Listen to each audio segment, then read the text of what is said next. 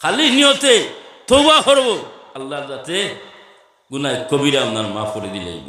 আর 3 নম্বর হইল গিয়া কোনো মানুষ যখন জনাজার পিছে পিছে পিছে পিছে আপনার যাইব রে, অনেক মানুষ আপনার আছে জনাজার পিছে পিছে যদি যায় তাহলে গুনাহ কবিরা আপনার মাফ হয়। হোক সুবহানাল্লাহ। সুতরাং নিয়ম হইল গিয়া আমরা জনাজার পিছে পিছে যাইতে গিয়া দুনিয়াদারি তো মাছ শুরু হয়ে যায় গিয়া। তো আপনাইতে যাইবা আমলের মধ্যে রাইবা, দুনিয়ায় দাঁড়ি কোনো বাতচিত আপনার করবা না, আর আল্লাহর জিকির করি করি মনে মনে মনে যাইবা লা ইলাহা ইল্লাল্লাহ লা ইলাহা ইল্লাল্লাহ।